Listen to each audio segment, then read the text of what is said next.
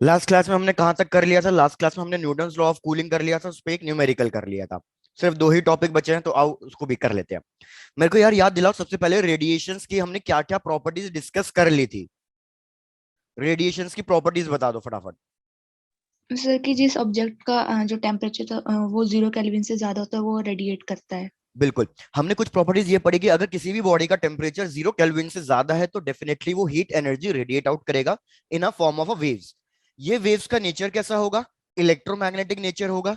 तो ये हर एक वेवलेंथ रेंज में एमिट आउट करेगा।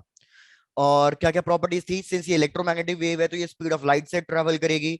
हमारी हीट कुछ ना कुछ रेडिएशन के फॉर्म में एब्जॉर्ब भी होगी, कुछ ना कुछ हीट रेडिएशन के फॉर्म में लूज भी होगी। तो जिसका रेट ज्यादा होगा उसके अकॉर्डिंग हमारी बॉडी का टेम्परेचर चेंज करेगा। जैसे अगर एब्जॉर्प्शन रेट ज्यादा है तो बॉडी का टेम्परेचर इंक्रीज करेगा। अगर एब्जॉर्प्शन रेट कम है और लूज रेडिएशन रेट ज्यादा है तो बॉडी का टेम्परेचर डिक्रीज करेगा। और रेडिएशन किस किस फैक्टर्स पर डिपेंड करेगी? Temperature difference, area of the exposed and nature of the material. यहां तक चीजें डिस्कस कर ली थी हमने। Yes sir. डन। आ जाओ भैया अब नेक्स्ट कॉन्सेप्ट पे। यार याद रखो, हमारी जो ये रेडिएशंस है, इलेक्ट्रोमैग्नेटिक वेव्स, ये बिल्कुल हमारे लाइट की तरह ही एक्ट करती है, इस तरीके से अज्यूम कर सकते हो। मतलब कि यार अगर हमारे ये कोई भी एक ऑब्जेक्ट ले रहा हूं, कोई भी एक बॉडी ले रहा हूं, मैं कह रहा हूं कि इस पे हमारे पास कुछ भी हीट एनर्जी फॉल डाउन कर रही है, मतलब रेडिएशंस फॉल डाउन कर रही है जो किसी और ऑब्जेक्ट से निकली होगी। तो इस रेडिएशंस को मैंने फिलहाल इंडिकेट कर दिया क्यू से। तो यार जैसे मैंने आपको लाइट चैप्टर में रे ऑप्टिक्स में पढ़ाया था, अगर लाइट किसी भी एक सरफेस पर फॉल डाउन कर रही है तो क्या क्या फिनोमेनन हो सकते हैं? Sir reflection, refraction very and good. कि यार एब्जॉर्प्शन। कुछ पार्ट ऑफ द ये हीट क्या कर जाएगा? भैया हमारा कुछ पार्ट ऑफ द ये हीट रिफ्लेक्ट कर जाएगा, रिफ्लेक्ट। वेरस कुछ पार्ट ऑफ द हीट हमारा इस बॉडी के अंदर रिफ्रैक्ट कर जाएगा, तो ये हो जाएगा हमारा रिफ्रैक्शन। वेर एज कुछ पार्ट ऑफ द हीट हमारा ये एब्जॉर्ब हो जाएगा। तो बिल्कुल लाइट की तरह ही चल रहा है। अब रिपीट कर रहा हूं कि यार अगर हमारे बॉडी पे कोई भी हीट इंसिडेंट हो रही है तो वो जो हीट इंसिडेंट है वो तीन पार्ट्स में यूटिलाइज हो जाएगी। कुछ पार्ट रिफ्लेक्ट कर जाएगा, कुछ पार्ट रिफ्रैक्ट कर जाएगा, और कुछ पार्ट हमारा एब्जॉर्ब कर जाएगा। अगर मैं इन तीनों की एनर्जीज को ऐड करूं तो मेरे को क्या मिल जाएगी? मेरे को टोटल एनर्जी मिल जाएगी which is incident on the surface. तो हम इसको इसी तरीके से इंडिकेट करते हैं कि यार absorption plus reflection plus transmission ये किसके बराबर होगा? ये टोटल एनर्जी इंसिडेंट क्यू के बराबर होगा। इसको क्यू से डिवाइड कर दो तो हमारे पास आ जाएगा a by q plus r by q plus t by q is equals to 1। Absorption divided by total energy, इसको हम कहेंगे absorptance. Similarly reflected energy by total energy, reflectance. Total transmitted energy by total energy, transmittance. This must be total equals to 1। पहले यहां तक check करो, यहां तक बात समझ में आ रही है या नहीं आई है? Done sir. डन। तो यार हम यही कह रहे हैं कि अगर नेचर में कोई भी बॉडी है तो वो डेफिनेटली ये तीनों करेगी, लेकिन अब कौन सा ज्यादा डोमिनेंट होगा वो नेचर ऑफ द बॉडी पे डिपेंड करेगा। जैसे बिल्कुल लाइट का ही एग्जांपल लो, अगर ये सरफेस ज्यादा पॉलिश्ड होता तो इन तीनों में से कौन सा फिनोमिनन ज्यादा डोमिनेंट हो जाता? रिफ्लेक्शन। रिफ्लेक्शन। सिमिलरली अगर ये जितना ही ज्यादा ट्रांसपेरेंट मीडियम होता तो उस केस में हमारा रिफ्रैक्शन ज्यादा डोमिनेंट हो जाता। और अगर ये हमारी बॉडी ज्यादा सॉफ्ट मटेरियल की होती तो उस केस में एब्जॉर्प्शन ज्यादा डोमिनेंट हो जाता। तो ऐसे ही इधर है कि यार नेचर ऑफ द बॉडी पर डिपेंड करेगा कि इन तीनों में से कौन सा ज्यादा डोमिनेंट होगा, रिफ्लेक्शन, रिफ्रैक्शन या फिर एब्जॉर्प्शन।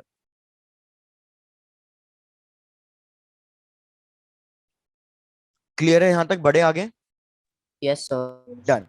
तो यार अगर आप एक चीज देखो, इसमें आप अलग अलग एग्जांपल्स ले सकते हो, इससे आपको नेचर ऑफ द बॉडी का क्लियर हो जाएगा। यार सपोज मैं ले रहा हूं कि कोई एक ऐसी बॉडी है जिसका ट्रांसमिशन मतलब रिफ्रैक्शन पूरा का पूरा जीरो है। तो अगर रिफ्रैक्शन पूरा का पूरा जीरो है तो मैं क्या कह सकता हूं कि a plus R is equals to 1।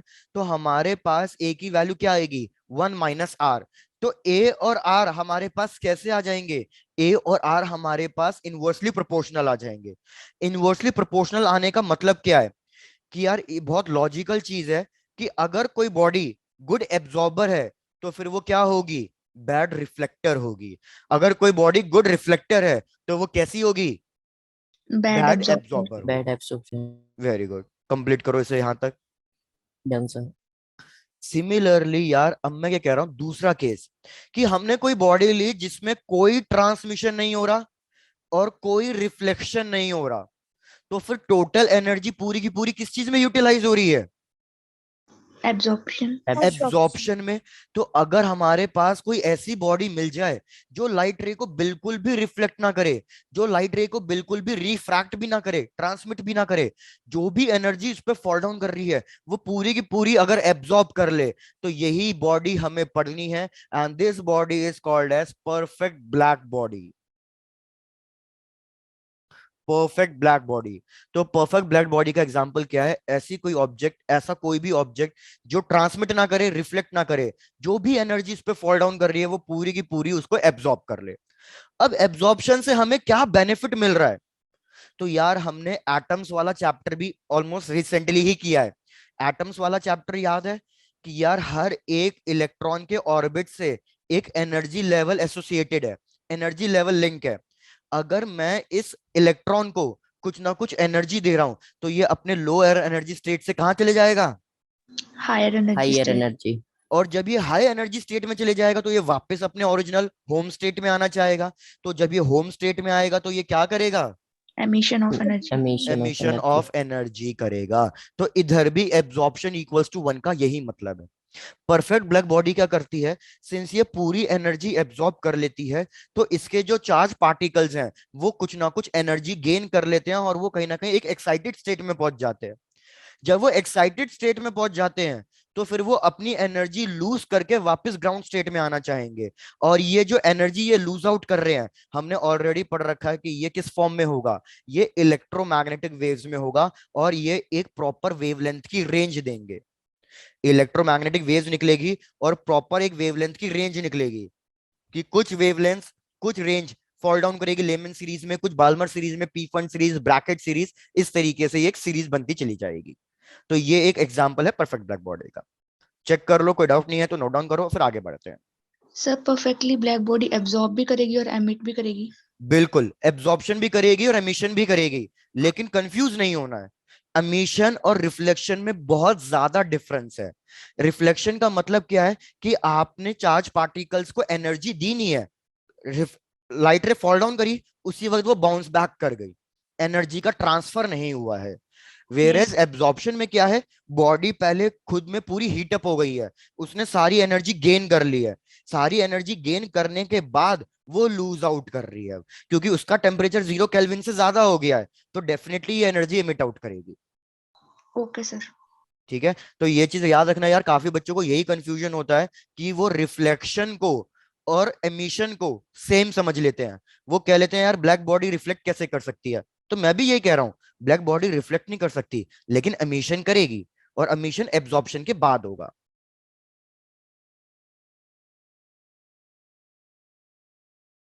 Done sir. Done.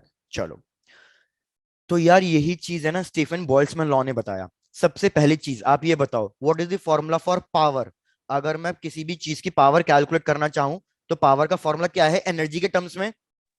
Sir energy upon time. Very good, energy upon time. Similarly अगर मैं इंटेंसिटी ऑफ लाइट रे या इंटेंसिटी निकालना चाहता हूं किसी भी एक वेव की, तो उसका फॉर्मूला क्या होता है भैया? सर उसका energy by area by time. बिल्कुल, मतलब basically power divided by area. Power divided by area का मतलब हो गया energy per unit time per unit area. भाई रिपीट कर रहा हूं, अगर मैं पावर कैलकुलेट करना चाहता हूं तो पावर का फॉर्मूला होता है energy per unit time. Intensity calculate करना चाहता हूं तो होता है पावर बाय एरिया, तो मतलब energy per unit time per unit area. तो बस इसी के बेसिस पे है हमारा Stefan Boltzmann law. Stefan Boltzmann law, Stefan Boltzmann law ने क्या किया? सिर्फ ब्लैक बॉडी के लिए एमिशन का वो कॉन्सेप्ट बताया। उसने बोला यार ब्लैक बॉडी एक ऐसी बॉडी है जो मैक्सिमम एब्जॉर्प्शन करेगी। सिंस अगर वो मैक्सिमम एब्जॉर्प्शन कर रही है तो मैक्सिमम एमिशन भी कौन सी बॉडी के लिए होगा? ब्लैक बॉडी के लिए ही होगा। क्या ये कॉन्सेप्ट क्लियर हो रहा है? आई रिपीट, भाई मैंने कहा हमारा एब्जॉर्प्शन मैक्सिमम किसके लिए होगा? हमारा एब्जॉर्प्शन जो मैक्सिमम है वो होगा ब्लैक बॉडी के लिए। तो अगर ब्लैक बॉडी हमारा मैक्सिमम एब्जॉर्प्शन कर रही है तो एमिशन भी मैक्सिमम किसके लिए होगा? एमिशन भी मैक्सिमम ब्लैक बॉडी के लिए ही होगा। तो ब्लैक बॉडी जो एमिशन कर रही है उसकी इंटेंसिटी कितनी होगी? ये है हमारा स्टीफन बोल्ट्जमैन लॉ। तो स्टीफन बोल्ट्जमैन लॉ के हिसाब से उसने कहा कि अगर कोई भी एक परफेक्ट ब्लैक बॉडी ले रहा हूं मैं और उसका टेम्परेचर मैं टी ले रहा हूं, ये सपोज मैंने कोई एक परफेक्ट ब्लैक बॉडी ली है, इसका टेम्परेचर मैंने टी लिया है, तो ये लाइट रे को एमिट आउट करेगी जिसकी इंटेंसिटी, इसको मैंने ई से ही इंडिकेट किया है, जिसकी इंटेंसिटी होगी directly proportional to temperature to the power 4। I repeat, क्यों ऐसा हुआ है समझो। यार अगर इस बॉडी ने सबसे ज्यादा एब्जॉर्प्शन किया है, जितना ज्यादा एब्जॉर्प्शन करेगी उतना ही टेम्परेचर पे क्या फर्क पड़ेगा? इंक्रीज होगा। Very good. तो जितना ज्यादा एब्जॉर्प्शन मतलब उतना ज्यादा टेम्परेचर, और जितना ज्यादा एब्जॉर्प्शन उतना ही ज्यादा एमिशन। तो हमने क्या कर दिया, एमिशन को टेम्परेचर से लिंक कर दिया। क्यों? क्योंकि यही तो प्रॉपर्टी थी रेडिएशन की, कि जितना ज्यादा टेम्परेचर होगा बॉडी का, जितना ज्यादा टेम्परेचर डिफरेंस होगा उतने ही ज्यादा हमारी रेडिएशंस होंगी। तो इधर भी बस वही कॉन्सेप्ट है। स्टीफन बोल्ट्जमैन लॉ ने इसको एग्जैक्ट एक न्यूमेरिकल फॉर्म में कह दिया। उसने कहा यह बात करेक्ट है कि radiation is directly proportional to the temperature, लेकिन टेम्परेचर पे कितना पावर? तो उसने एक्सपेरिमेंटली कैलकुलेट किया और उसने देखा कि ये टेम्परेचर टू द पावर 4 आ रही है। प्रोपोर्शनल साइन है, तो इस प्रोपोर्शनल साइन को रिमूव करके हमें कुछ ना कुछ एक कांस्टेंट लगाना पड़ेगा। और आपको पता ही है ये कांस्टेंट कौन सा होता है भाई? पढ़ रखा होगा, स्टीफन बोल्ट्जमैन कांस्टेंट। यस याद, सर। Stefan Boltzmann constant. और क्या आपको स्टीफन बोल्ट्जमैन लॉ कांस्टेंट की वैल्यू पता है? What is the value of Stefan Boltzmann constant? भैया भूल गए हो शायद से, याद ही नहीं है। 5.67 इंटू 10⁻⁻8 SI यूनिट्स में। चलो यहां तक कंप्लीट करो पहले।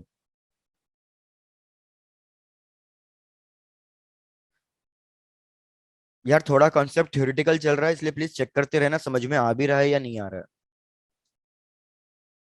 Done sir. है। डन, चलो बढ़िया। अब यार एक चीज हमें पता चल गई कि ये जो ई है, साइड में लिख लेना, ई मैंने बेसिकली किसको रिप्रेजेंट करने के लिए लिखा है? इंटेंसिटी के लिए, क्योंकि बुक्स में इसको इस तरीके से ही लिखा हुआ है। लेकिन अब मैं क्या कैलकुलेट करना चाहता हूं? मैं कैलकुलेट करना चाहता हूं सिर्फ एनर्जी पर यूनिट टाइम। अगर मैं energy per unit time calculate करना चाहता हूं तो इंटेंसिटी को किससे मल्टीप्लाई कर दूं? अगर मैं सिर्फ energy per unit time calculate करना चाहता हूं तो इंटेंसिटी को किससे मल्टीप्लाई कर दूं? एरिया से। तो इधर हम वही करेंगे, एनर्जी पर यूनिट टाइम, याद है हम इंडिकेट करते हैं एच से, energy per unit time.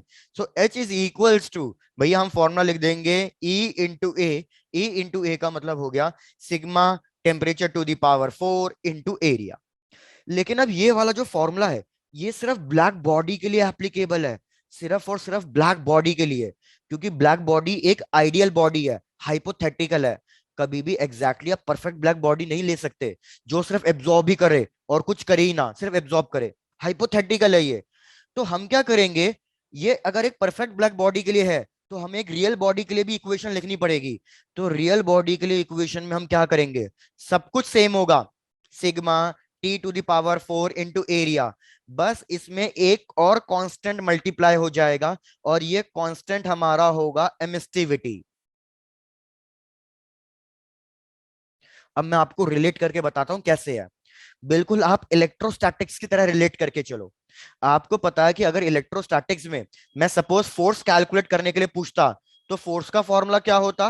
1/4πε0 Q1 Q2/r²। जहां पे ये एप्सिलॉन क्या होता था? Permittivity permittivity of of free space, मतलब वैक्यूम के लिए। क्योंकि वैक्यूम में हमारा फोर्स मैक्सिमम लगेगा। लेकिन अगर मैं किसी के केस में फोर्स इन मीडियम कैलकुलेट करना चाहता तो क्या करना पड़ता मेरे को? सर एप्सिलॉन लिखना पड़ता वहां पे एप्सिलॉन लिखना पड़ता, मतलब परमिटिविटी उस मीडियम की लिखनी पड़ती। और हमें पता है कि permittivity medium divided by vacuum basically क्या बन जाता है? एक डाइइलेक्ट्रिक कांस्टेंट बन जाता है, रिलेटिव परमिटिविटी। तो अगर मैं रिलेटिव परमिटिविटी मल्टीप्लाई करूं तो मेरे को ये एक मीडियम के लिए फोर्स मिल जाएगा। ऐसे ही आपको इधर करना है, सेम रिलेशन इधर है कि यार ये जो मैंने ये फॉर्मूला लिखा है इक्वेशन 1, ये फॉर्मूला तो परफेक्ट ब्लैक बॉडी के लिए है, लेकिन परफेक्ट ब्लैक बॉडी एक आइडियल केस है जो बिल्कुल एब्जॉर्प्शन ही कर रहा है, ना रिफ्लेक्शन ना ट्रांसमिशन। लेकिन एक्चुअल में रियल ऐसा होता नहीं है, बॉडी हल्का सा रिफ्लेक्शन या रिफ्रैक्शन कुछ ना कुछ तो करेगी करेगी। तो रियल बॉडी के लिए हम बस यहाँ पे क्या मल्टीप्लाई कर देंगे, उस रियल बॉडी की एमिसिविटी, और वो हमें क्वेश्चन में गिवन होगी। चेक करो इसमें भी कोई डाउट? No sir. डन। अगर अब आप देखो इधर मैंने अभी तक सराउंडिंग का टेम्परेचर कंसीडर नहीं किया, लेकिन सराउंडिंग के टेम्परेचर से भी तो कोई ना कोई फर्क पड़ेगा, क्योंकि जितना ज्यादा टेम्परेचर डिफरेंस होगा उतना ही ज्यादा हमारा रेडिएशन पे भी इंपैक्ट पड़ेगा। तो यही चीज हमने एक और फॉर्मूला लिख दिया कि H is equal to emissivity into sigma into area, लेकिन मैंने फॉर्मूला लिख दिया T⁴ माइनस T0⁴। समझ जाना ये वाला फॉर्मूला कब यूज करना है, जब मेरी ब्लैक बॉडी या रियल बॉडी किसी एक सराउंडिंग के अंदर एनक्लोज्ड होगी। इसमें मतलब हमने सराउंडिंग भी कंसीडर करी है। तो ऊपर वाला फॉर्मूला आप कंसीडर करोगे एक आइसोलेटेड बॉडी के लिए, वेरस नीचे वाला कब कंसीडर करोगे, जब आप सराउंडिंग को भी कंसीडर कर रहे हो। बस ये हो गया हमारा स्टीफन बोल्ट्जमैन लॉ। चलो भैया यहां तक चेक करो, कोई डाउट तो नहीं है? अब बस एक last topic, veins displacement law. Done, sir. Done, चलो डन सर। बहुत बढ़िया। आ जाओ यार अब next last topic, that is veins displacement law.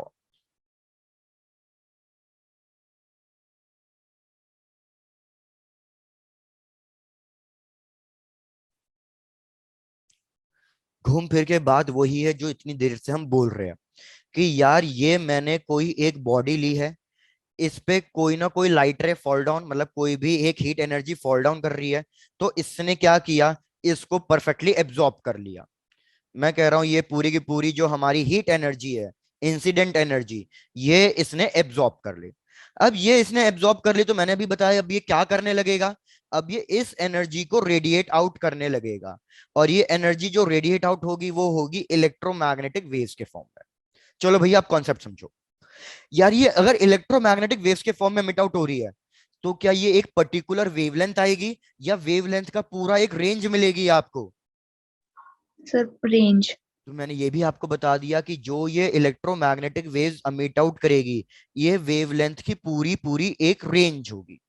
तो ऐसा कर लेते हैं, वेवलेंथ की इस रेंज को कुछ ना कुछ एक टर्म दे देते हैं कि सपोज वेवलेंथ निकल रही है ना रेंज बिटवीन λ1 टू λ2। मैंने कहा ये इलेक्ट्रोमैग्नेटिक वेव्स बहुत सारी रेंजेस में निकलेगी, और ये रेंज मैंने क्या कर दी, λ1 से λ2 के बीच में रेंज निकल रही है। अब λ1 से λ2 वेवलेंथ जो निकल रही है, हर एक वेवलेंथ कुछ ना कुछ एनर्जी कैरी कर रही है। भैया अगर ये रेडिएट कर रही है तो मुझे पता है ना ये बेसिकली एनर्जी लूज आउट कर रही है रेडिएशन के फॉर्म में, तो मतलब हर एक वेवलेंथ से रिलेटेड एक एनर्जी होगी। सिंस हर एक वेवलेंथ से रिलेटेड एक एनर्जी होगी, तो हमें फिर से क्या मिलने लग जाएगा, हमें फिर से कुछ ना कुछ एक एनर्जी स्पेक्ट्रम मिलने लग जाएगा। चेक करो पहले ये बात क्लियर हो रही है आपको? Yes sir. डन। कि यार हमारे पास अलग अलग वेवलेंथ निकलेगी, तो सपोज ये वेवलेंथ 1, ये वेवलेंथ 2, जो इनकी रेंज हो गई, बीच में वेवलेंथ 3, वेवलेंथ 4, वेवलेंथ 5, तो हर एक वेवलेंथ से रिलेटेड हमें एक एनर्जी स्पेक्ट्रम मिलेगा। लेकिन क्या ये सारी की सारी वेवलेंथ इक्वल एनर्जी कैरी करेगी या डिफरेंट डिफरेंट एनर्जी कैरी करेगी? Sir different. Different. भाई डिफरेंट एनर्जी कैरी करेगी, क्यों? क्योंकि हमने ड्यूअल नेचर और एटम्स में भी पढ़ा हुआ है, what is the energy of an electromagnetic wave. Energy of an electromagnetic wave का फॉर्मूला होता है एच न्यू, फ्रीक्वेंसी के टर्म्स में। और अगर मैं इसको लिखना चाहूं वेवलेंथ के टर्म्स में, तो ये हो जाएगा एच सी बाय लैम्डा। तो मतलब अलग अलग वेवलेंथ पे हमें क्या मिलेगी, अलग अलग एनर्जी मिलेगी। यही चीज वेन्स डिस्प्लेसमेंट लॉ ने कहा कि हमारी जो ये एमिशंस हो रही हैं, ये एनर्जी कैरी कर रही हैं विद डिफरेंट डिफरेंट वेवलेंथ, और हर एक वेवलेंथ अलग अलग एनर्जी कैरी करेगा। ये एनर्जी का जो डिस्ट्रीब्यूशन है, ये नॉन यूनिफॉर्म डिस्ट्रीब्यूशन है, मतलब हर एक वेवलेंथ पे सेम अमाउंट ऑफ एनर्जी नहीं मिलेगी, अलग अलग अमाउंट ऑफ एनर्जी मिलेगी। तो कोई एक वेवलेंथ ऐसी होगी जिसपे आपको मैक्सिमम एनर्जी मिलेगी। क्या ये चीज समझ में आ रही है? जैसे फॉर एग्जाम्पल एक बहुत फुद्दू सा एग्जांपल है, इसको समझो कि यार मेरे पास 500 रुपीज थे, मैंने क्या किया, इसको 5-6 लोगों में डिस्ट्रीब्यूट कर दिया, लेकिन मैं इक्वली डिस्ट्रीब्यूट नहीं कर रहा हूँ भाई, किसी को कम किसी को ज्यादा, इसे मैंने सपोज 4 लोगों में डिस्ट्रीब्यूट कर दिया। तो ऐसा होगा ना कि किसी एक को सिर्फ 25 दिए, किसी एक को 100 दिया, किसी एक को मैंने भैया 400 या कुछ ऐसा कर दिया होगा, 350 कर दिया होगा। तो मतलब किसी एक के पास तो मैक्सिमम गए होंगे या नहीं गए होंगे। Yes sir. तो इस मैक्सिमम वाली वेवलेंथ हमें चाहिए कि वो कौन सी वेवलेंथ है जो मैक्सिमम एनर्जी कैरी कर रही है, हमें वो वेवलेंथ चाहिए। चेक करो, टारगेट समझ में आ गया आपको। Yes sir. डन। तो I repeat last bar, energy का डिस्ट्रीब्यूशन हो रहा है, हर वेवलेंथ पे अलग अलग एनर्जी, नॉन यूनिफॉर्म डिस्ट्रीब्यूशन। मेरे को वो वेवलेंथ चाहिए जिसपे एनर्जी मैक्सिमम मिलेगी। डन। दूसरी चीज, भैया आपको भूलना नहीं है, जितना ज्यादा टेम्परेचर का डिफरेंस होगा, आप इन सारी चीजों को रिलेट कर दो अब, जितना ज्यादा टेम्परेचर होगा बॉडी का, उतनी ही ज्यादा एमिशन एनर्जी होगी, जितनी ही ज्यादा एमिशन एनर्जी होगी, तो वेवलेंथ पे क्या फर्क पड़ेगा, वो मेरे को शॉर्ट वेवलेंथ पे मिलेगा या लॉन्ग वेवलेंथ पे मिलेगा। शॉर्ट। Very good. तो आपको ये कॉन्सेप्ट इससे रिलेट करने को मिल गया। तो वेन्स ने क्या किया, वेन्स ने एक सीधा साधा ग्राफ ड्रॉ किया और एक्सपेरिमेंट से, और हमें उसने फाइनल कंक्लूजन दे दिया। क्या ग्राफ है, समझो ग्राफ को। यहां पे ली है भैया हमने वेवलेंथ, और यहां पे हमने ली है एनर्जी। तो यार हमने देखा किसी एक पर्टिकुलर टेम्परेचर के लिए, सपोज कोई एक टेम्परेचर ले लो, कितना टेम्परेचर ले रहा हूं, 800 केल्विन ले रहा हूं।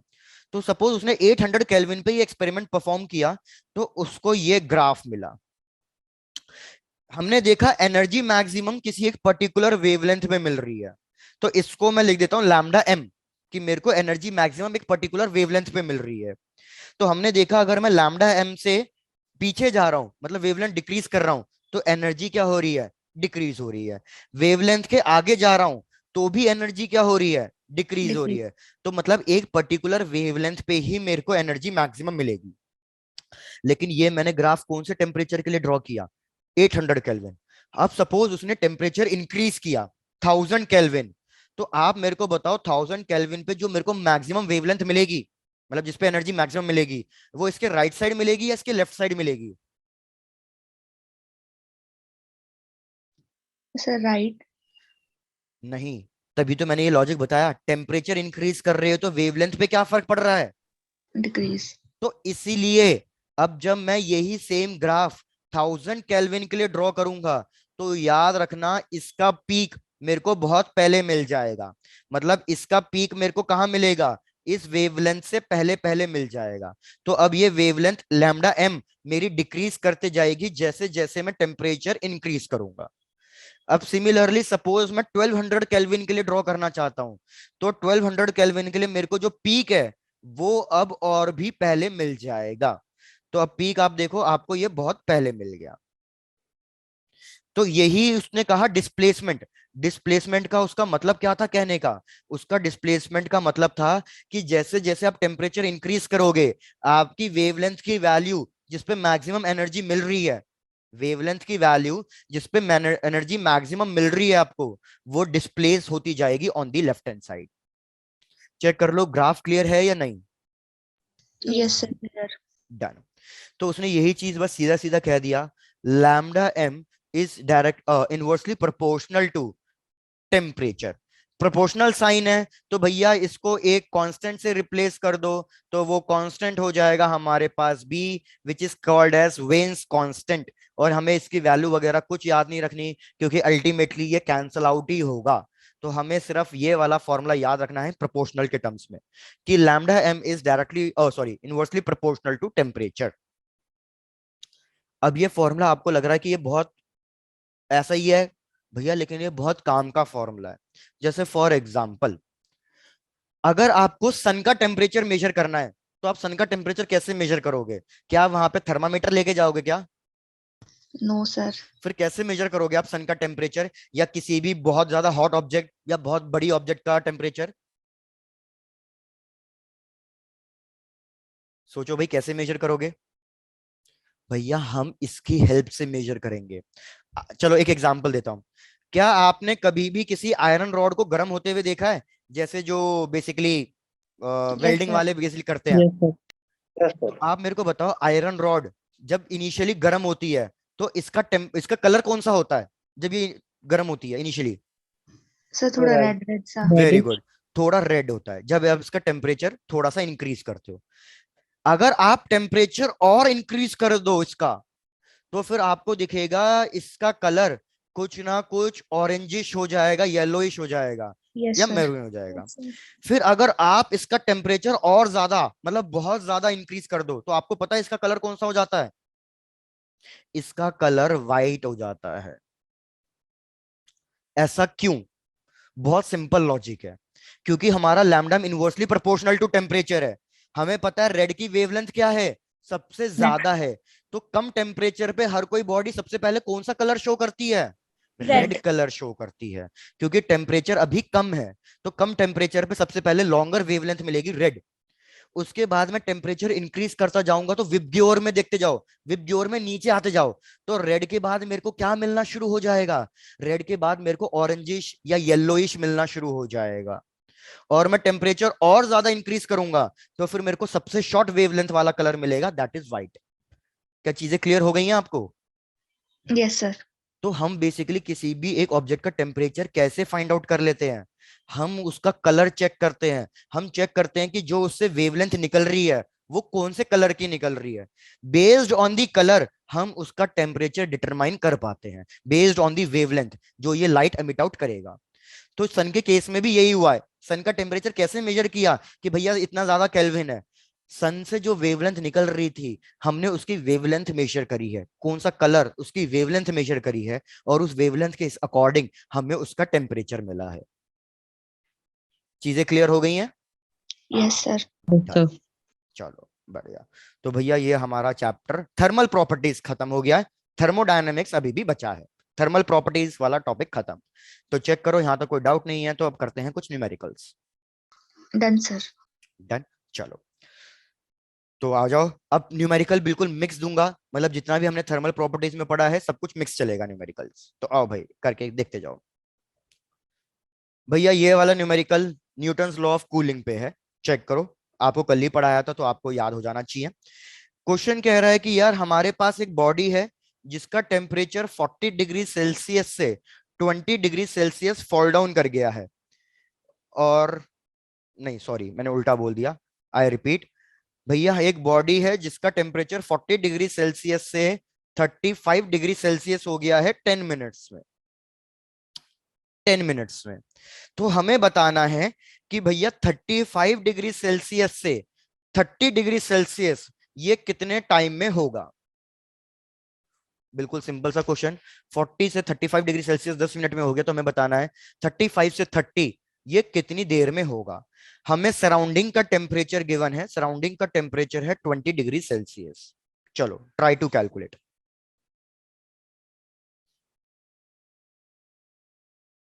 भाई फॉर्मूला याद है या फॉर्मूला लिखवाना पड़ेगा पहले न्यूटन लॉ ऑफ कूलिंग का?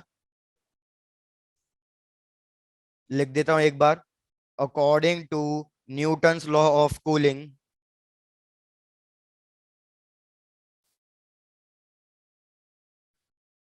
T1 minus T2 by time is equals to constant average temperature, मतलब T1 plus T2 by 2 minus surrounding का टेम्परेचर।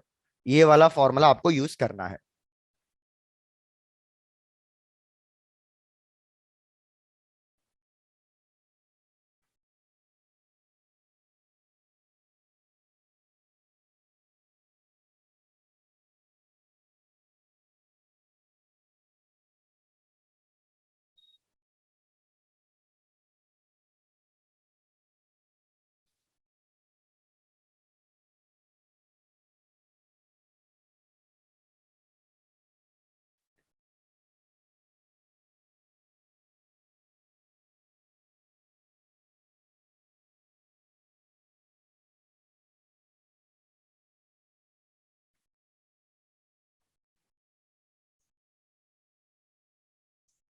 भाई सब लोग जरूर ट्राई करें क्वेश्चन को।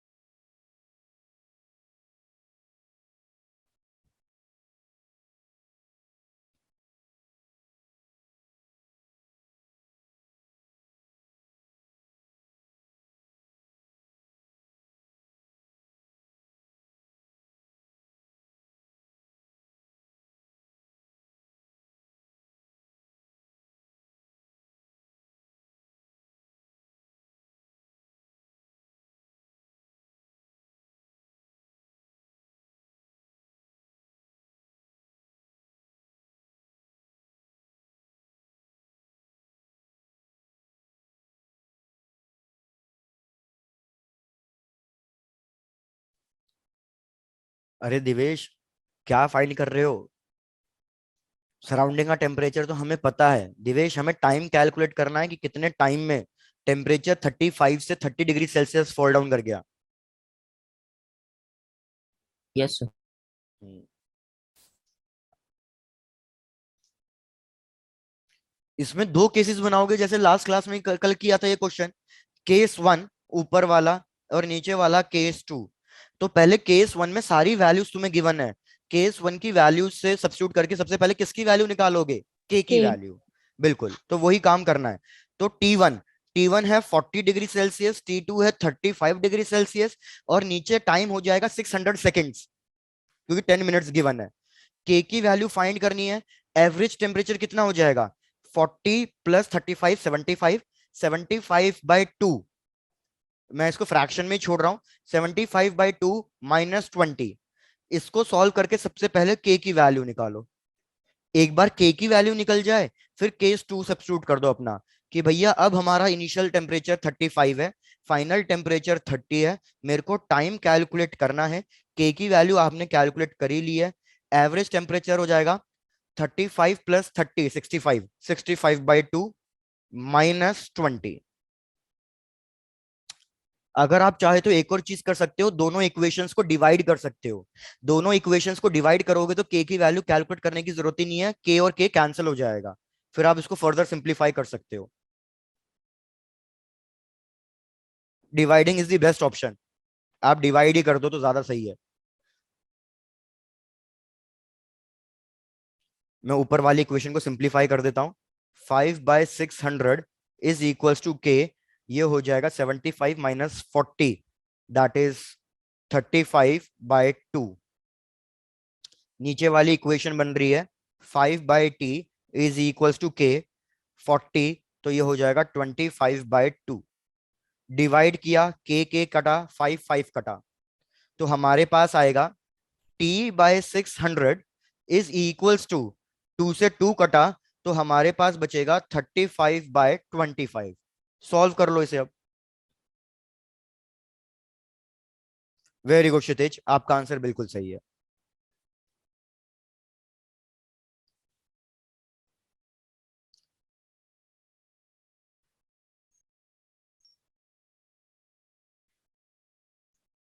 स्नेहा, वेरी गुड, आपका आंसर भी सही है। तो यार इसको अगर आप सॉल्व करोगे तो आपके पास टाइम आ जाना चाहिए 14 मिनट्स। प्लीज सब लोग चेक करो। प्रशांत सही।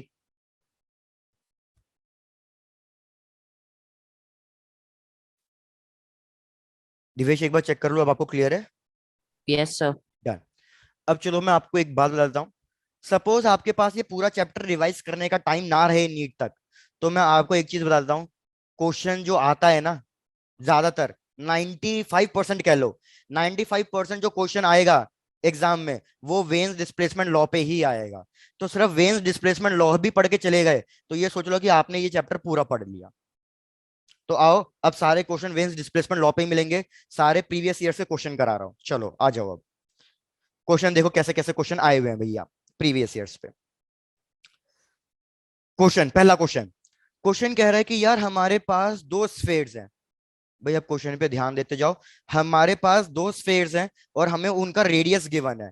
पहले वाले का रेडियस 1 मीटर, दूसरे वाले का रेडियस हमें गिवन है 4 मीटर्स। पहले वाले का टेम्परेचर T1 लिख देता हूं, टेम्परेचर गिवन है 4000 केल्विन, और दूसरे वाले का टेम्परेचर हमें गिवन है 2000 केल्विन। ऑप्शंस क्या हैं देखते जाओ। भाई दी energy radiated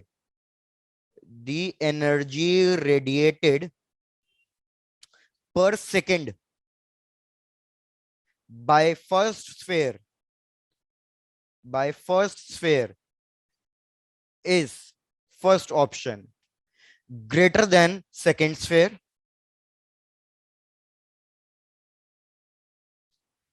second option, less than second sphere,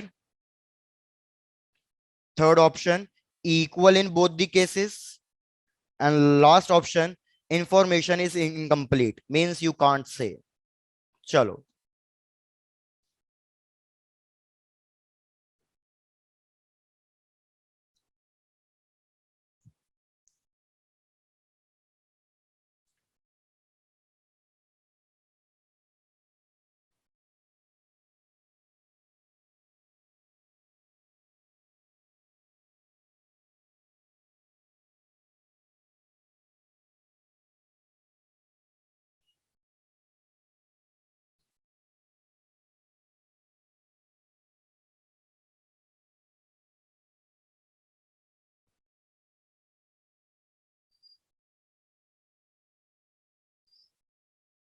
हाँ, अभी तक आंसर नहीं निकाला। इसका आंसर तो बहुत सिंपल है, मेरे को लगा अभी तक दे भी दोगे इसका आंसर आप। ओके, क्षितिज देखते हैं, तन्वी देखते हैं। ठीक है प्रशांत, चलो भाई इसमें कैसे कैलकुलेट करोगे? सिंपल सिंपल, आप स्टीफन बोल्ट्जमैन लॉ लगाओगे। अगर मैंने आपको बोला है energy per unit time calculate करना है, तो मतलब मेरे को एच कैलकुलेट करना है। एच का formula sigma T to the power 4 into area.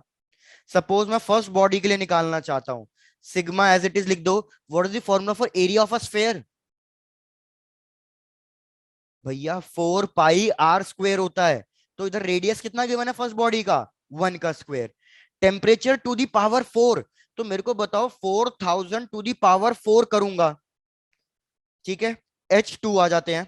H2 हो जाएगा सिग्मा 4 पाई, रेडियस कितना गिवन है?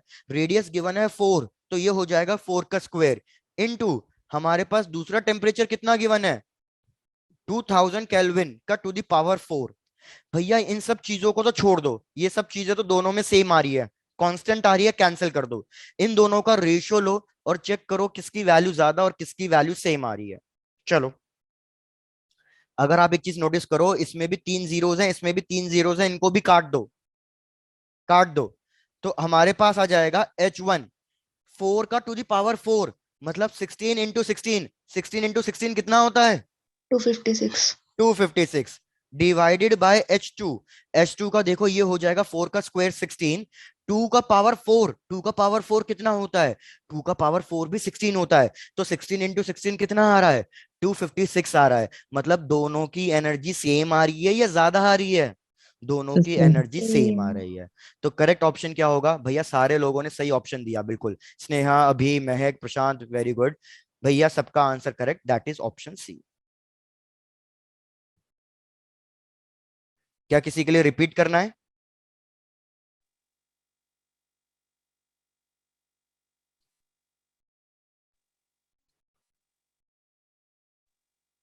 भैया क्लियर है, रिपीट करना है?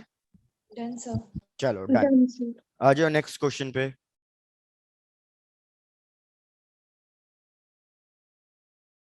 भाई नेक्स्ट क्वेश्चन पे हमें ग्राफ कुछ इस तरीके से गिवन है। This is the first graph, then this is the second graph, and then this is the third graph. ये टेम्परेचर T1 के लिए, ये टेम्परेचर T3 के लिए, और ये टेम्परेचर T2 के लिए। आपको पता ही है ये ग्राफ किसके बीच में है? एनर्जी एंड वेवलेंथ के बीच में है। बस इस ग्राफ के बेसिस पे आपको बताना है टेम्परेचर का रिलेशन। ऑप्शंस दे रहा हूं, चेक करना। पहला ऑप्शन है कि T1 greater than T2 greater than T3। Second option है T1 greater than T3 greater than T2। Third option T2 greater than T3 greater than T1, and last option T3 सबसे बड़ा, फिर T2, फिर T1। चलो,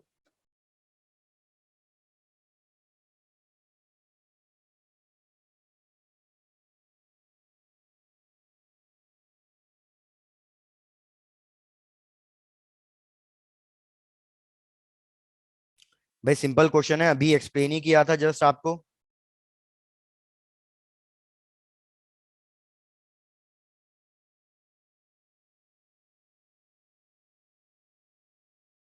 सुहानी very good, Tanvi बिल्कुल सही।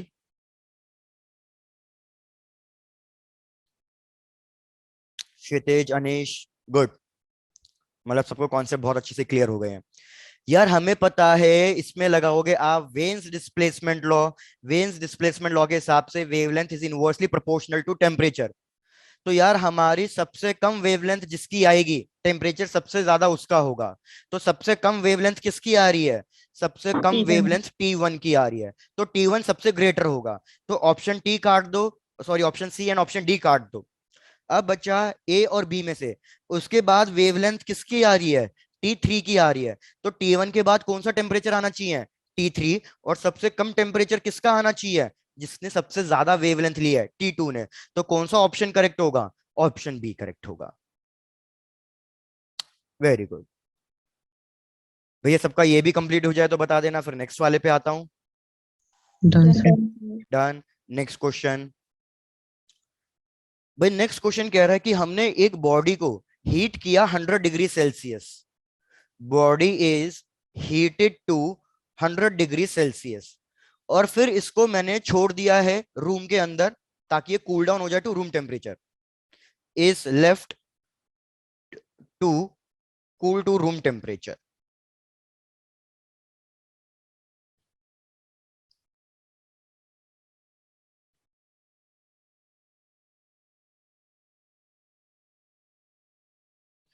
हमें 3 graph given है, graph A B and C. आपको बताना है कौन सा ग्राफ करेक्ट है। ये ग्राफ प्लॉट हुआ है between temperature and time. Options, first option as it is option A, second option option B, third option option C, और लास्ट ऑप्शन नन।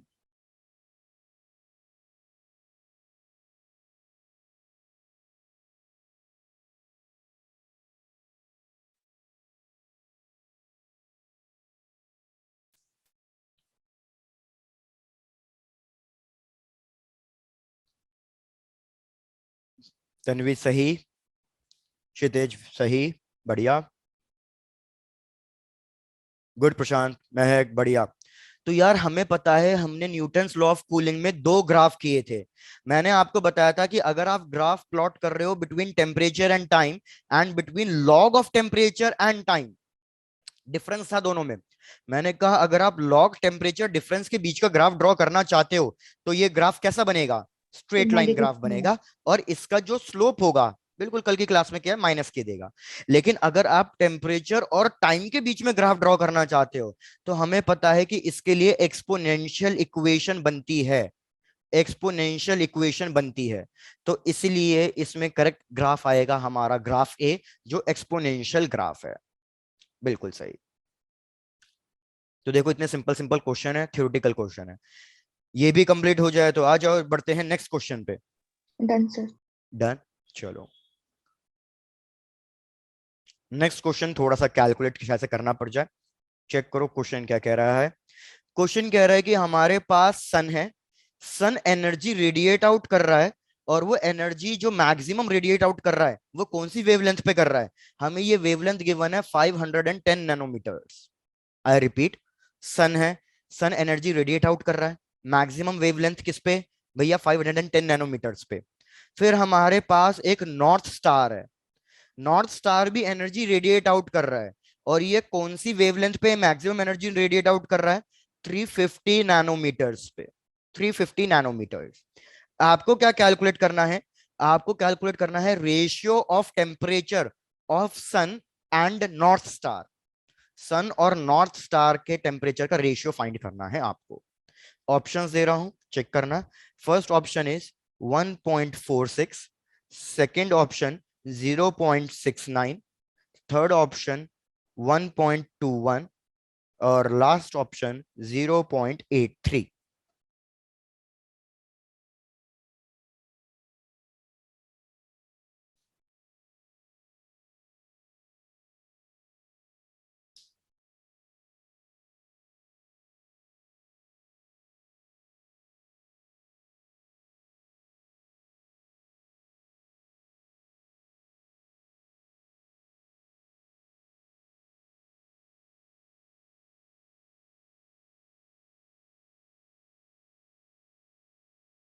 स्वानी और प्रशांत जल्दी कैलकुलेट भी हो गया, वेरी गुड यार।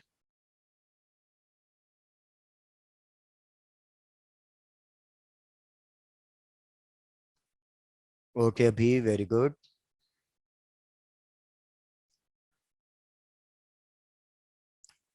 देखो ऑप्शंस को एलिमिनेट करने का तरीका भी बहुत सिंपल है। हमें पता है वेवलेंथ और टेम्परेचर इनवर्सली प्रोपोर्शनल है।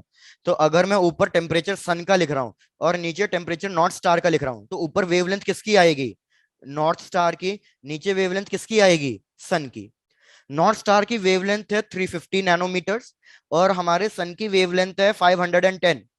न्यूमरेटर डिनोमिनेटर से छोटा है, तो इस केस में वैल्यू हमेशा लेस देन 1 आएगी। तो सबसे पहले तो जो जो ऑप्शन 1 से बड़े गिवन है उनको कट कर दो। अब क्या चेक करना रह गया भैया, दो आंसर्स ऐसे हैं जो लेस देन 1 है, तो इन दोनों को डिवाइड करो 35/51। भैया चेक करो किससे डिवाइड कर सकते हो and try to calculate the answer. तो 35 डिवाइडेड बाय 51, लॉजिकल थोड़ा सा क्लियर ही है कि हमारे पास ऑप्शन कौन सा आएगा, ऑप्शन बी आएगा। वेरी गुड परमिंदर, बिल्कुल सही, तन्वी बिल्कुल सही, वेरी गुड स्नेहा। भैया ये भी चेक कर लें, इसमें भी कोई डाउट हो तो पूछें। Done sir. डन चलो बहुत बढ़िया। एक मिनट रुको, मैं एक और क्वेश्चन देता हूँ, दैट इज क्वेश्चन नंबर 36। एक मिनट प्लीज।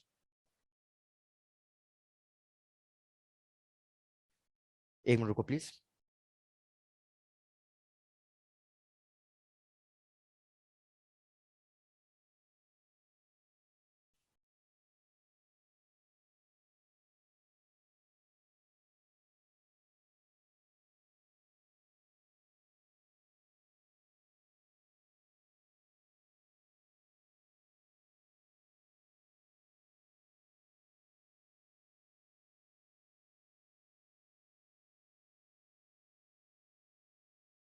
भाई कहाँ गया नेक्स्ट क्वेश्चन।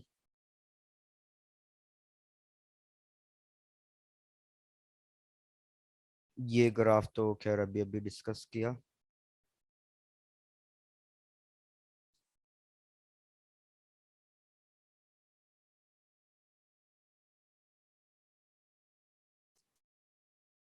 चलो ये सब क्वेश्चन तो अब ऐसा कुछ बचा नहीं है।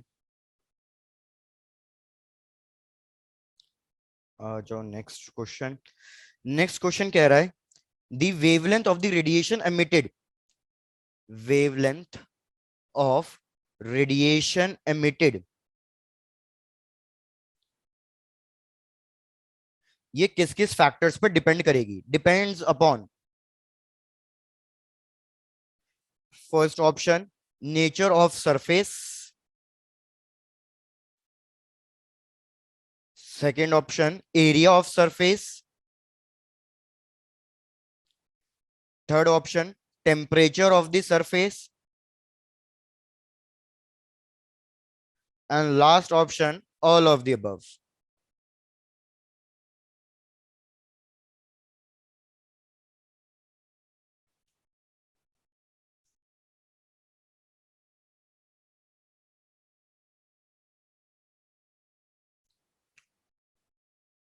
ठीक है क्षितिज, देखते हैं।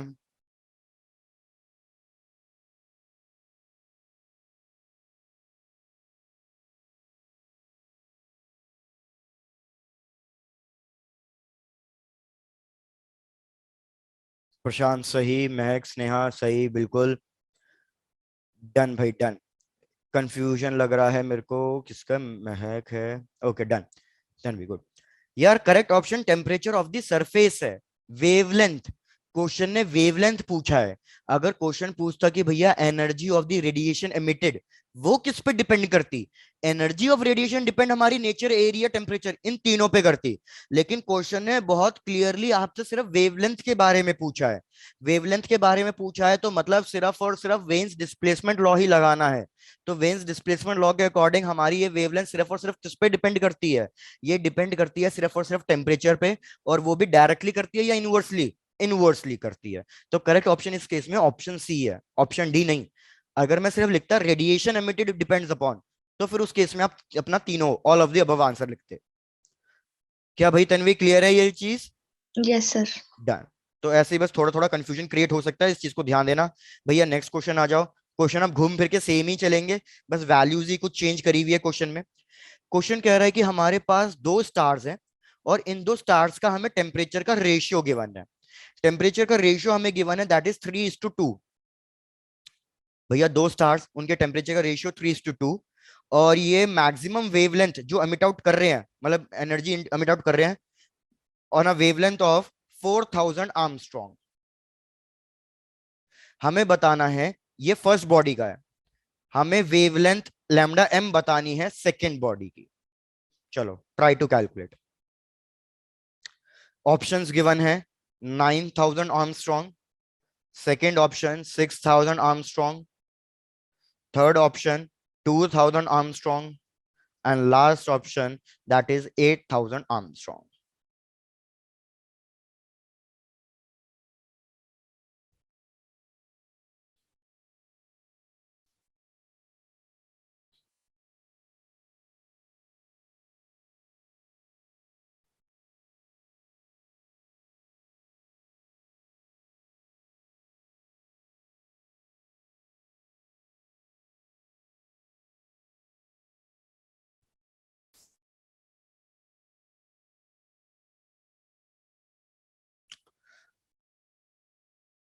सुहानी एंड तन्वी, करेक्ट।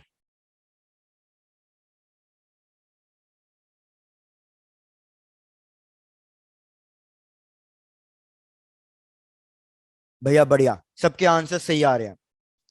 सब इस चैप्टर में बिल्कुल लग रहा है कि भैया कर दोगे बढ़िया तरीके से, वेरी गुड। क्षितिज सही, स्नेहा सही। यार सब लोग कैलकुलेट करोगे तो सबका आंसर आना चाहिए ऑप्शन बी, 6000 आर्मस्ट्रॉन्ग। कुछ इसमें वो नहीं है कंफ्यूजन। हमें पता है T1/T2 इज इक्वल्स टू λ2/λ1। तो अगर λ2 निकालना है तो ये हो जाएगा λ1 इंटू T1/T2। तो ये हो गया हमारे पास 4000 इंटू T1/T2 का रेशियो 3/2। आंसर आ जाएगा आपके पास 6000 आर्मस्ट्रॉन्ग। बिल्कुल सही। तो यार अब कुछ और क्वेश्चंस करने का कोई सेंस नहीं है, ये सारे क्वेश्चंस सब सेम ही चल रहे हैं, बस वैल्यूज डिफरेंट डिफरेंट है। तो बता दो इस चैप्टर में कोई डाउट तो नहीं है? तो मैं थर्मोडायनेमिक्स का बस बेसिक पार्ट अभी स्टार्ट कर देता हूँ। Done sir. डन, चलो भाई बहुत बढ़िया। तो यहाँ तक हमारा थर्मल प्रॉपर्टीज हो गया। सिंस टाइम अच्छा खासा बच रहा है तो हम थर्मोडायनेमिक्स का बस एक बेसिक बेसिक पार्ट स्टार्ट कर देता हूँ। आ जाओ भैया अब अपने नेक्स्ट चैप्टर थर्मोडायनेमिक्स पे। क्या आपने केमिस्ट्री में थर्मोडायनेमिक्स पढ़ लिया?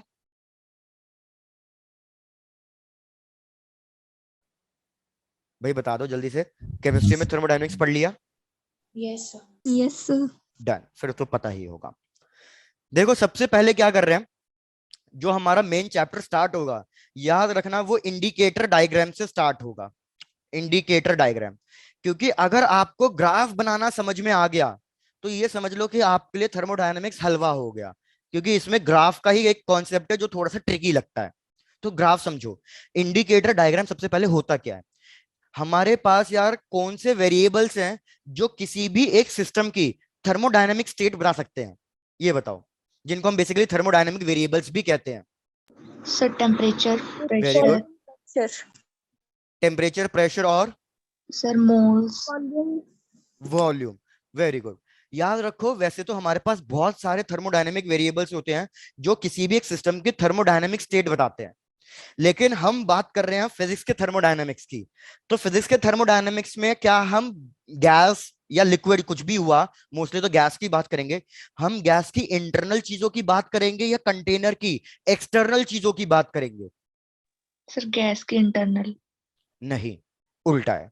चलो इस कॉन्सेप्ट को समझो, इंडिकेटर डायग्राम को हटाओ, पहले डिफरेंस समझो कि डिफरेंस क्या है केमिस्ट्री के थर्मोडायनेमिक्स में और फिजिक्स के थर्मोडायनेमिक्स में। यार याद रखो अगर आप केमिस्ट्री के थर्मोडायनेमिक्स पढ़ रहे हो तो केमिस्ट्री वालों के लिए जो मैटर करता है वो इनपुट मैटर करता है, मतलब इंटरनल चीजें मैटर करती हैं। वेरएस हम फिजिक्स वाले हैं, हमें मैकेनिकल चीजों से फर्क पड़ता है, मैकेनिक्स से फर्क पड़ता है। तो हमें इनपुट से मतलब नहीं है, हमें किससे मतलब है? आउटपुट से मतलब है, आउटपुट से। एग्जाम्पल देता हूं। यार मैंने कहा ये एक कंटेनर है और इसके अंदर सपोज मैंने गैस लिया और गैस का कोई ना कोई केमिकल रिएक्शन हो रहा है, गैस का कोई ना कोई केमिकल रिएक्शन हो रहा है। लेकिन अब गैस के केमिकल रिएक्शन की वजह से हीट प्रोड्यूस हुई और ये पिस्टन ऊपर की तरफ मूव कर गया, ये पिस्टन ऊपर की तरफ मूव कर गया। तो आप देखो दो चीजें हो रही हैं, क्या हो रही हैं? एक तो गैस के अंदर रिएक्शन हो रहा है और दूसरा कि मेरा पिस्टन ऊपर की तरफ मूव कर रहा है, एक्सपेंशन हो रहा है। तो मेरे को बताओ इसमें इनपुट क्या है और आउटपुट क्या है? सर आउटपुट एक्सपेंशन और इनपुट बिल्कुल रिएक्शन। भैया, हमें गैस के अंदर क्या हो रहा है मुझे इससे कोई मतलब नहीं है। मेरे को मतलब किससे है? मैंने बोला फिजिक्स वाले हैं, हमें मतलब है कि हमारा पिस्टन ऊपर जा रहा है या नीचे जा रहा है, हीट सप्लाई हो रही है या एक्सट्रैक्ट हो रही है, मतलब पिस्टन ऊपर और नीचे लाने के लिए क्या चीज रिस्पॉन्सिबल थी, हमें इससे मतलब है। जैसे फॉर एग्जाम्पल फिजिक्स वाले कार को डिजाइन कर रहे हैं तो उनको क्या मतलब है कि कार का इंजन कार को मूव करा दे, तो हमें कार के इंजन के एक्सपेंशन और कंप्रेशन से मतलब है। क्या सबको ये चीज समझ में आ रही है यस सर। कि फिजिक्स वालों को इससे मतलब है कि कार का इंजन कंप्रेस कर रहा है या एक्सपैंड कर रहा है ताकि हमारी कार मूव कर जाए, तो ये हो गया आउटपुट। केमिस्ट्री वाले क्या चेक करेंगे? केमिस्ट्री वाले एक्सपेंशन कंप्रेशन को देखेंगे ही नहीं, उनके लिए क्या मैटर करता है कि भैया मैंने इंजन के अंदर कौन सा फ्यूल डाला है और उस फ्यूल की कैलोरीफिक वैल्यू कितनी है और वो इंजन का जो फ्यूल है वो कितनी ज्यादा हीट प्रोड्यूस कर सकता है। उनको इससे मतलब होगा, उनको इंजन के एक्सपेंशन कंप्रेशन से कोई मतलब नहीं है। उनको मतलब है कि इंजन के अंदर आपने फ्यूल कौन सा डाला और फ्यूल की कैलोरीफिक वैल्यू कितनी थी, उनको इससे मतलब है। तो यही एक डिफरेंस है बस केमिस्ट्री और फिजिक्स के थर्मोडायनेमिक्स में। बाकी सारी चीजें सेम है कि केमिस्ट्री वाले इनपुट से डील करते हैं और फिजिक्स वाले आउटपुट से डील करते हैं। सिंस दोनों का कॉन्सेप्ट बिल्कुल अलग अलग है, इसलिए दोनों का जो साइन कन्वेंशन चलेगा वो एग्जैक्टली अपोजिट चलेगा। क्या चीजें समझ में आई हैं? Yes sir. अब मैं समझाता हूं कैसे एग्जैक्टली अपोजिट चलेगा। यार ये एक्सपेंशन हुआ है, फिजिक्स वालों के टर्म्स में आ जाओ। अगर एक्सपेंशन हुआ है तो वॉल्यूम इंक्रीज हुआ है, केमिस्ट्री वालों के हिसाब से भी वॉल्यूम इंक्रीज हुआ है एक्सपेंशन हुआ है तो। लेकिन मैंने आपको ये इसमें पढ़ा दिया था कि अगर वॉल्यूम इंक्रीज होता है, चीजें एक्सपैंड करती हैं, तो टेम्परेचर क्या होता है, टेम्परेचर डिक्रीज करता है, टेम्परेचर डिक्रीज करता है। तो मेरे को बताओ अगर हम फिजिक्स वाले हैं तो हम वॉल्यूम एक्सपैंड को क्या लेंगे, पॉजिटिव लेंगे या नेगेटिव लेंगे? पॉजिटिव। क्योंकि मेरे को आउटपुट से मतलब है पिस्टन एक्सपैंड हुआ है तो मतलब इसने काम करके दिया है, और मेरे को यही चाहिए था कि पिस्टन एक्सपैंड करे, ये मेरे को काम करके दे। लेकिन केमिस्ट्री वाले क्या देखेंगे, वॉल्यूम इंक्रीज हो गया, ओहो टेम्परेचर डिक्रीज हो गया, भैया इंटरनल एनर्जी डिक्रीज भी होगी, तो वो इस चीज को क्या कंसीडर करेंगे, नेगेटिव कंसीडर करेंगे। क्या चीजें क्लियर हो रही हैं? Yes, sir. डन। बाकी आप जैसे जैसे न्यूमेरिकल करोगे, जैसे जैसे टॉपिक पढ़ोगे, आपको ये सारी चीजें अपने आप क्लियर हो जाएंगी कि कब किसको पॉजिटिव लेना है, कब किसको नेगेटिव लेना है। तो आप अपने आप इतना प्रोफिशिएंट हो जाओगे कि आपको चाहे केमिस्ट्री में न्यूमेरिकल मिल जाए या फिजिक्स में, आप अपने आप साइन कन्वेंशन लगाना सीख जाओगे। तो चलो आ जाओ भैया वापस इंडिकेटर डायग्राम पे, जैसे हम डिस्कस कर रहे थे।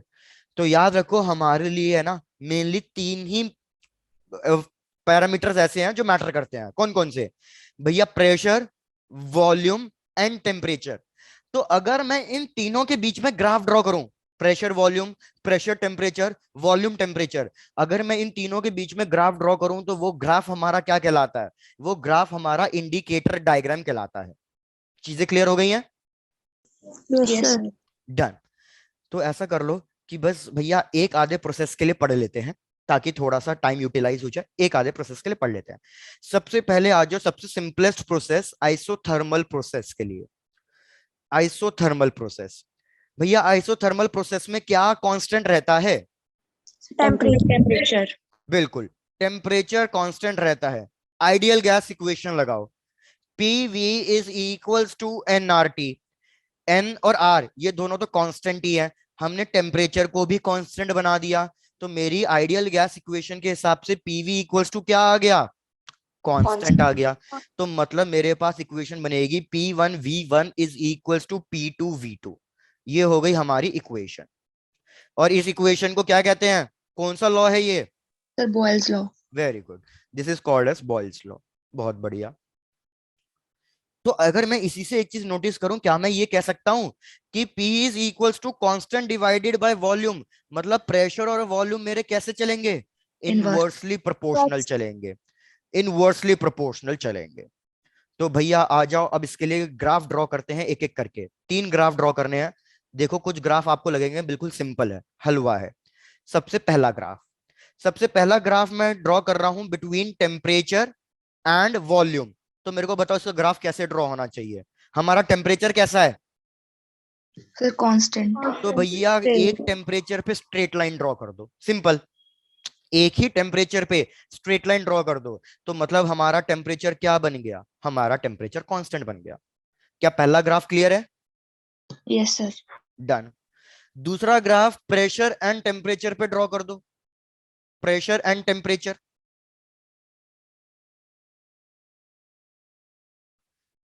प्रेशर एंड टेम्परेचर पे इधर टेम्परेचर ले लो, इधर प्रेशर ले लो, इसका ग्राफ भी कैसा बनेगा, सेम बनेगा। कोई दिक्कत? No sir. डन। लेकिन अब एक चीज ध्यान रखो, क्या ध्यान रखना है, ये ग्राफ कभी भी जीरो से स्टार्ट नहीं होना चाहिए। ये ग्राफ भी कभी भी जीरो से स्टार्ट नहीं होना चाहिए। हाँ, अगर मैं इसको इमेजिनरी एक्सटेंड करूं तो ये इस जीरो तक पहुंचना चाहिए, इमेजिनरी एक्सटेंड करूं तो जीरो तक पहुंचना चाहिए, लेकिन कभी भी जीरो से स्टार्ट नहीं होना चाहिए। क्या आप मेरे को बताओगे क्यों? क्या रीजन है इसका कि मैं इसको जीरो से स्टार्ट नहीं कर सकता?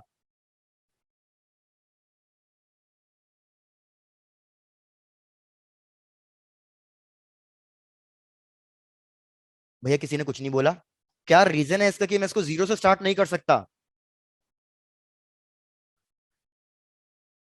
रीजन समझो भैया, मेरे को बताओ, सपोज अगर मैंने किसी भी बॉडी का टेम्परेचर 0 केल्विन कर दिया, हाइपोथेटिकल है, इमेजिनरी है, पॉसिबल है ही नहीं, अगर मैंने किसी भी बॉडी का टेम्परेचर 0 केल्विन कर दिया, तो आप मेरे को बताओ उसका वॉल्यूम कितना हो जाएगा और उसका प्रेशर कितना हो जाएगा? भैया क्या हुआ, कोरिस्पॉन्ड नहीं आया आपकी बार, भूल गए? टेम्परेचर 0 केल्विन पे मॉलिक्यूलर मूवमेंट कैसी होगी ये बता दो। Sir no movement. Very good. Temperature 0 kelvin का मतलब है there is no molecular movement. तो याद रखो, अगर कोई मॉलिक्यूलर मूवमेंट है ही नहीं, प्रेशर तो मॉलिक्यूल्स के मूवमेंट की वजह से आता है।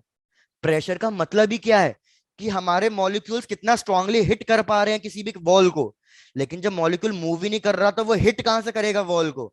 तो प्रेशर कितना आ जाता है? 0 आ जाता है। और याद रखो, टेम्परेचर 0 केल्विन पे हमारा इंटरमोलिकुलर फोर्सेस भी खत्म हो जाता है, तो वॉल्यूम भी कितना हो जाता है? 0 हो जाता है। तो क्या मैं वॉल्यूम 0 बना सकता हूं? किसी भी बॉडी का टेम्परेचर 0 केल्विन होगा नहीं, तो अगर किसी भी बॉडी का टेम्परेचर 0 केल्विन होगा नहीं, तो क्या वॉल्यूम 0 हो सकता है? नो नहीं। सर। क्या प्रेशर 0 हो सकता है? नहीं। तो इसलिए ये ग्राफ 0 से स्टार्ट नहीं हो सकता, क्योंकि अगर आपने ग्राफ यहां से स्टार्ट कर दिया तो इस वाले पॉइंट पे वॉल्यूम की वैल्यू कितनी हो जाएगी? 0। लेकिन वॉल्यूम की वैल्यू 0, टेम्परेचर 0 पे होनी चाहिए, लेकिन इधर टेम्परेचर 0 तो है नहीं, इधर तो टेम्परेचर की आप कोई ना कोई वैल्यू कंसीडर कर रहे हो। तो इस टेम्परेचर पे वॉल्यूम 0 नहीं हो सकता, इस टेम्परेचर पे कोई ना कोई वॉल्यूम आएगा, इसलिए आपका ग्राफ 0 से स्टार्ट नहीं हो सकता। क्या कॉन्सेप्ट क्लियर हुआ या नहीं? Yes, Done, sir. sir. Done. Same चीज इधर भी, कि प्रेशर अगर आप इधर मार्क कर रहे हो 0, तो लेकिन इधर टेम्परेचर भी 0 होना चाहिए था, लेकिन इधर टेम्परेचर की कोई ना कोई वैल्यू ली है आपने, तो इस टेम्परेचर पे कोई ना कोई प्रेशर आना चाहिए। तो इसलिए भैया ये ग्राफ 0 से स्टार्ट नहीं होगा, ये भी कोई ना कोई एक गैप से स्टार्ट होगा। तो डायग्राम में ये चीजें नोटिस करने की होती है कि भैया ये ग्राफ, ऐसे ग्राफ आ जाएगा कि भैया ये ग्राफ करेक्ट था या नहीं था, तो जो मैंने पहले ड्रॉ किया वो ग्राफ गलत हो जाता, क्योंकि वो 0 से स्टार्ट कर दिया आपने। पहले दो ग्राफ चेक करो, पहले दो ग्राफ में कोई डाउट नहीं है, तो लास्ट वाला ग्राफ ड्रॉ करते हैं फिर। Done sir. डन। लास्ट वाला ग्राफ भी इधर ही ड्रॉ कर देता हूं, ताकि तीनों ग्राफ एक ही जगह रहेंगे हमारे। थर्ड ग्राफ हमें ड्रॉ करना है, और याद रखो सबसे इंपॉर्टेंट अगर देखा जाए ना, थर्ड ग्राफ ही होता है। प्रेशर और वॉल्यूम का ग्राफ ही सबसे ज्यादा इंपॉर्टेंट होता है हमेशा। तो अब प्रेशर और वॉल्यूम को देखो आप, प्रेशर और वॉल्यूम इनवर्सली प्रोपोर्शनल है, तो हमारा ग्राफ कैसा आना चाहिए जब भी कोई चीज इनवर्सली प्रोपोर्शनल होती है? तो सर हाइपरबोला। Very good. तो जब भी कोई चीज इनवर्सली प्रोपोर्शनल होती है तो हमारा बनेगा हाइपरबोला, क्योंकि प्रेशर और वॉल्यूम इनवर्सली प्रोपोर्शनल है। बस ये ग्राफ बन जाएगा आपका। लेकिन ये कुछ ज्यादा मैंने वैसा बना दिया, आप ग्राफ कुछ ऐसा ड्रॉ करोगे, हाइपरबोला इस टाइप का। वो तो मैंने एक्सपोनेंशियल ग्राफ ड्रॉ कर दिया, गलत था वो। इस टाइप का हाइपरबोला ग्राफ बनेगा। Done sir. डन। चेक कर लो यार, इसमें कोई डाउट तो नहीं है? No sir. बढ़िया। सिमिलरली अगर मैं आपको नेक्स्ट प्रोसेस बोलूं, तो नेक्स्ट प्रोसेस के लिए आप अपने आप ड्रॉ कर दोगे ये तीनों ग्राफ? Yes sir. चलो भैया चेक करना, ट्राई करना, एज अ होमवर्क समझ लो इस चीज को। सेकंड क्या है? सेकंड आप ट्राई करना for isochoric process. Isochoric process में क्या चीजें कांस्टेंट रहती है? Sir volume. वॉल्यूम कांस्टेंट रहता है। तो जरा आइडियल गैस इक्वेशन लगाओ और मेरे को बताओ आइडियल गैस इक्वेशन के हिसाब से क्या बनेगा। तो अगर PV is equals to NRT कर रहा हूं, volume constant, NR constant. Temperature क्या हो जाएगा? Very good. Pressure is directly proportional to temperature, तो इसमें आपकी इक्वेशन बनेगी P1/T1 is equals to P2/T2। क्यों? क्योंकि प्रेशर बाय टेम्परेचर लेके आऊंगा तो ये ऑटोमेटिकली कांस्टेंट आ जाएगा। अब अपने आप इसके तीनों ग्राफ ड्रॉ कर लो, तीनों ग्राफ।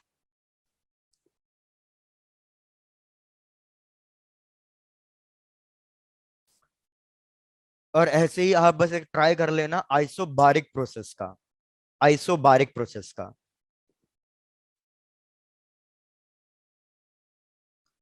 भैया आइसोबारिक में भी आपको पता है क्या कांस्टेंट रहता है? आइसोबारिक में प्रेशर कांस्टेंट रहता है। तो प्रेशर अगर कांस्टेंट है तो हमारे पास इक्वेशन बनेगी PV is equals to NRT, n r constant, pressure constant, मतलब volume is directly proportional to temperature. तो फिर से इधर equation V1 by T1 is equals to V2 by T2। इन दो के लिए आप ग्राफ ड्रॉ कर लेना, तीनों graph, PT, TV and PV graph. बस इतना ही आपके लिए होमवर्क है, आज के लिए इतना ही डिस्कशन है। अब चेक कर लो, Done, कोई sir. दिक्कत, कोई समस्या तो नहीं? वेरी गुड, चलो तो मिलते हैं नेक्स्ट क्लास में, उसमें थर्मोडायनेमिक्स अपना प्रॉपरली स्टार्ट करेंगे। Done done done. Thank you sir.